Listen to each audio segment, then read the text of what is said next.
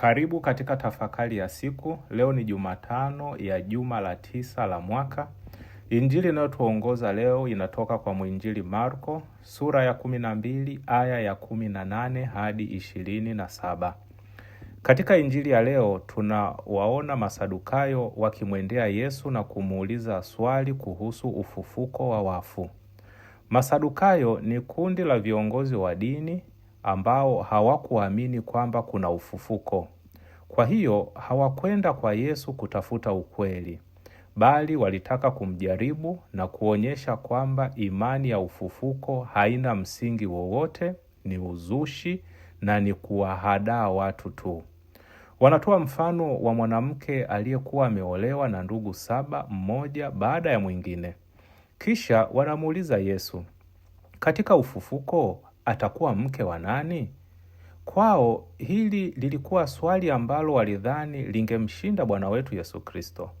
Lakini Yesu anawaonyesha kwamba tatizo lao halikuwa swali lenyewe, bali kutomjua Mungu na kutokuelewa maandiko matakatifu. Mara nyingi nasi tunaweza kufanya kosa hilo. Tunajaribu kuelewa mambo ya Mungu kwa kutumia mantiki ya dunia hii pekee. Tunataka maisha ya milele yawe kama maisha ya sasa. Yesu anatufundisha kwamba uzima wa milele ni hali mpya kabisa ambayo inapita mawazo na uzoefu wetu wa sasa.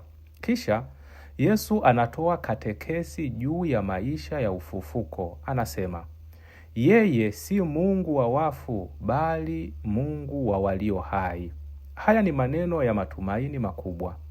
Mungu wetu si Mungu anayehusishwa na mwisho, giza au kifo.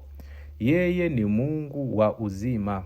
Ndiyo sababu alijifunua kama Mungu wa Abrahamu, Mungu wa Isaka na Yakobo. Ingawa walikuwa wamekufa duniani, bado wanaishi mbele zake. Ndugu wapendwa, msingi wa Ukristo wetu ni ufufuko. Kama Kristo asingefufuka, basi mahubiri yetu na imani yetu ingekuwa ni bure na isiyo na maana yeyote. Lakini Kristo alifufuka kweli. Hiyo ndiyo habari njema tunayosherekea kila Jumapili na hasa kwa namna ya pekee katika kipindi cha Pasaka. Kwa sababu ya ufufuko, tunaweza kukabiliana na changamoto za maisha kwa matumaini. Tunapokutana na magonjwa, mateso, huzuni na hata kifo cha wapendwa wetu, hatukati tamaa. Tunajua kwamba kifo si mwisho wa kila kitu. Kristo amekishinda kifo na ametufungulia njia ya uzima wa milele. Imani ya ufufuko pia inatupa sababu ya kuishi maisha matakatifu. Tunajitahidi kufanya mema, kusamehe, kusaidia wengine na kubaki waaminifu kwa Mungu kwa sababu tunajua kwamba maisha haya si mwisho wa safari yetu. Tunajiandaa kwa ufalme wa Mungu unaodumu milele. Leo tujiulize maswali haya. Je, ninaishi kama mtu anayemwamini Kristo mfufuka? Je, matumaini ya uzima wa milele yananiongoza katika maamuzi yangu ya kila siku? Au nimejikita sana katika mambo ya dunia hii kiasi cha kusahau lengo la mwisho la maisha yangu? Ndugu wapendwa, tusikubali hofu ya kifo au shida za maisha zituondolee matumaini. Mungu wetu ni Mungu wa walio hai. Kwa njia ya Kristo, sisi pia tumeitwa kushiriki uzima wake wa milele. Leo tusali sala hii.